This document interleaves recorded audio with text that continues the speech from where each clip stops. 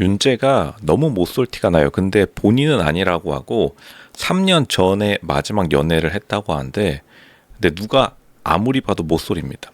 혹은 못쏠이 아닐지라도 사실상 그냥 뭐 연애다운 연애를 해본 적이 없는 것 같은 남자 느낌이 너무 팍 나고, 그러면 이제 무의식이 작동할 수밖에 없죠. 여자의 무의식, 5천 년의 여자의 무의식 깨어납니다.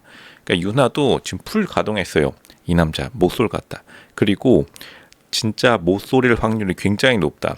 그러니까 윤재가 계속해서 너무 잘해주는 부담도 플러스 알파인데다가 지금 상황이 윤재가 다른 여자를 꼬시지 못하고 윤하에게 직진하고 있어서 윤하에게는 지금 무의식에 이게 맞나 이 생각밖에 없을 겁니다. 윤재의 가치를 윤하가 직접 눈으로 확인하지 못했다. 왜냐하면 윤재가 밖에 해외에 있을 때 마지막 연애를 했다고 하니까 알 길이 없죠. 누가 누군지. 정말로 제대로 된 기준점이 없고, 그리고 지금 설령 모쏠이 아니더라도 이 느낌 플러스 알파에다가 상황 자체가 윤하가 원래 서울에서 인기가 많이 없는 상태에서 윤재가 지금 너무 잘해주니까 윤하의 마음속 어둠의 무의식에는, 아, 내가 서울에서 인기 없었는데 윤재 지금 이 사람 모쏠이라서 나 빈집털이 하러 온 거 아닌가, 이런 생각 들 수밖에 없어요. 여자들은 어쩔 수 없습니다. 그러니까 계속해서 지금 웃긴 게 뭐냐면 윤하의 무의식에 이러한 의문이 있기 때문에 계속 윤재만 보면 윤하가 혹은 다른 여자들이 뭘 물어보냐면 마지막 연애 언제 했었어? 왜냐하면 누가 봐도 모쏠인 것 같은 느낌을 너무 팡팡 풍기고, 플러스 알파에다가 윤재에게 다른 여자 알아볼 그러한 생각이 있냐라고 하는데, 윤재가 너무나 확고하게 다른 여자 알아볼 필요 없다고 하니까 사실은 윤하 입장에서는 의문이 더 증폭될 수밖에 없습니다. 왜냐하면 윤재가 매기로서 다른 여자들을 살펴볼 시간도 다른 남자들에 비해서, 다른 남자 출연자들에 비해서 더 적었는데 윤재의 입장에서 왜 다른 여자들이 궁금해하지 않는다는 거지. 왜냐, 다른 여자들이 혹시 경쟁자가 있어서 윤재 너 쫄았어? 너 쫄? 지금 윤하는 그걸 물어보고 있는 거예요. 근데 윤재는 자기가 아는지 모르는지 계속해서 윤하, 경쟁자가 없었던 윤하를 공략하니까 윤하가 사실 계속 윤재를 보면서 의문을 내려놓지 못했다. 이거 각종 바디랭귀지 보면은 윤하가 생각보다 윤재 쪽으로 몸 턴을 많이 안 하고 약간 닫혀 있어요. 그러니까 블로킹 이렇게 해가지고, 윤재 너 이제 좀 그만 좀 나한테 잘해줘. 김치볶음밥 그만 좀 해줘. 그러니까 윤재가 지금 무조건적인 물질적 공세, 결국 요리사, 뭐 짜파게티 요리사 전략으로 가고 있는데, 그러니까 이러한 모든 것들이 너무 연애 못 해본, 혹은 자기가 낮은 등급의 남자로서 자리매김하는 것을 상징하기 때문에 유나의 입장에서도 아, 이건 아니다 라고 판단하는 거고, 그리고 플러스 알파적으로 이런 게 있어요. 심리적으로 뭐가 작용하냐면 윤재는 너무 완벽한 귀공자 스타일이에요. 그러니까 윤재는 지금 심리적으로 너무 안정돼 있어요. 그러니까 이제 윤하가 사실 착한 누나 콤플렉스가 있습니다. 윤하가 여태까지 연하를 위주로 연애를 해왔다고 하죠. 그럼 이렇게 착한 누나 콤플렉스 가진 여자들이 뭐가 있냐면, 상처받은 남자를 내가 돌봐줘야 된다. 모성애가 풀 발동해가지고 그냥 상처받은 남자들만, 마음의 상처, 그 뭔 상처든지 간에 자기가 보호해줄 수 있는 남자를 찾아 나서는 경향이 되게 강한데, 용우가, 유나 입장에서 용우는 훨씬 더 상처받은 남자예요. 왜냐하면 용우는 완벽하지 않기 때문에. 그러니까 오히려 유나가 계속해서 용우를 좋아한다고 끊임없이 말했는데 1화부터, 물론 여태까지 성사되지 못했지만요, 서로 엇갈리는 바람에. 그러니까 유나의 마음에는 용우가 있을 수밖에 없고, 이러한 것을 윤재가 어느 정도 알아차렸기 때문에 계속 요리사, 그러니까 용우도 원래는 요리사였죠. 윤재가 오기 전에 용우가 짜파게티 요리사였는데, 그러니까 용우나 윤재나 컨셉이 약간은 비슷한데 용우가 훨씬 더 내면의 상처가 큰 사람이라서 지금 착한 누나 콤플렉스까지 발동하면은 모성애가 자연적으로 용우에게 끌릴 수밖에 없다. 그렇게 되면 윤재 가슴 아프죠. 윤재가 이거 지금 이 상황을 탈피하려면 다른 여자를 꼬시는 모습을 보여줘야 됩니다. 이게 윤하는 몰라요. 윤재의 가치가 뭔지.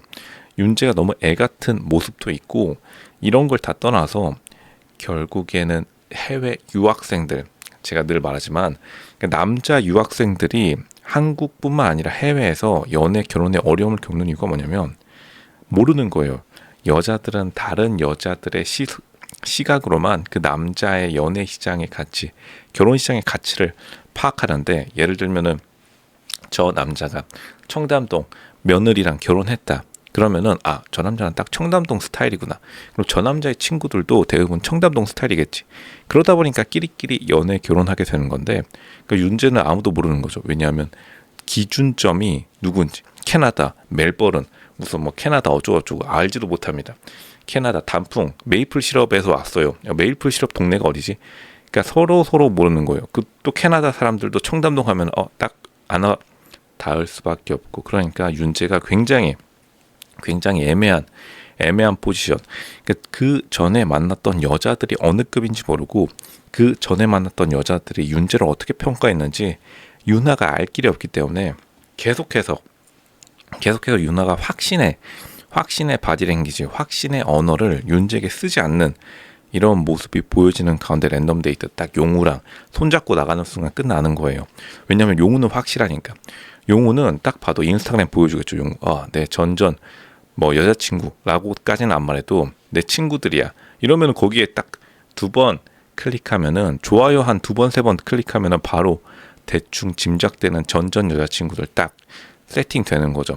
근데 윤재는 그런 게 거의 없을 것이다. 왜냐하면 해외 이름 막 적혀있고 메이플 시럽, 막 단풍 클릭하면 막 캐나다 정부 뜨고, 그러면은 여자들 정신이 혼미해져서 더 이상 이 남자의 가치가 어느 정도인지 모릅니다. 반면 용우는 딱 봤는데 좋아요, 예전에 2년 전에 좋아요 누른 여자 클릭해보니까 딱 바로 연세대학교 뭐 이 정도 Y대, 그리고 사는 곳 뭐 강남구 도곡동 이렇게 있으면 용우가 도곡동 강남 여자 Y대 출신이랑 좀 연애 좀 해봤구나, 요 정도 급이면 나랑 연애할 수 있어, 이렇게 세팅이 되는 것과 다르게 윤재는 지금 미지의 인물이자 이 남자가 어떤 여자급이랑 놀았는지를 모르기 때문에 윤아 지금 굉장히 고민에 빠질 수밖에 없습니다. 그러니까 시간이 더 있었다면, 그 말은 결국에는 시간이 더 있었다면 윤재 아니라 나는 용우랑 사귈 수 있을 가능성이 높았구나. 왜냐면 용우도 이제 막상 싱가포르에 가가지고 초아의 여성적인 모습을 보고 용우가 살짝 흔들리는 모습 보여주죠. 용우가 왜 초아에게 흔들리는 모습을 보여주는지는 제가 말씀드렸습니다.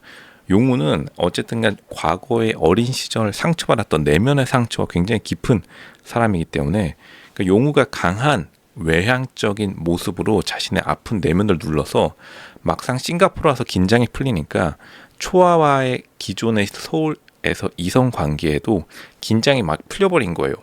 근데 결국에는 윤하가 그 틈을 치고 들어왔다. 왜냐면 윤하는 용우랑 서울에서 딱히 접점이 없었기 때문에 갑자기 긴장 관계가 윤하와 생기게 되는 용우 윤하, 이런 러브 스토리가 생길 수도 있으나 거의 지금 2, 3일밖에 안 남았기 때문에 용우 입장에서도 그렇고 윤하 입장에서도 그렇고 아쉬울 수밖에 없다. 근데 물론 초아가 워낙 강하기 때문에, 근데 윤하는 초아를 상대해야 되기 때문에 사실 초아가 훨씬 더 고급스럽긴 합니다. 귀티는 초아가 훨씬 더 있어요. 그러니까 용우 입장에서도 고민될 수밖에 없다. 근데 윤하는 어쨌든 윤재랑 용우랑 비교하면은 현재는 용우에게 더 끌릴 수밖에 없습니다. 심리적으로나 그리고 외적인 거로나. 용우는 가치를 딱 파악할 수 있어요. 용우는 그리고 트랙 레코드가 확실합니다. 이 용우의 연애 시장, 결혼 시장의 가치가 확실하기 때문에 확실한 용우 대 불확실한 윤재 하면은 당연히 여자들은 가치를 파악할 수 있는 사람, 용우를 선택할 수밖에 없는 것이죠.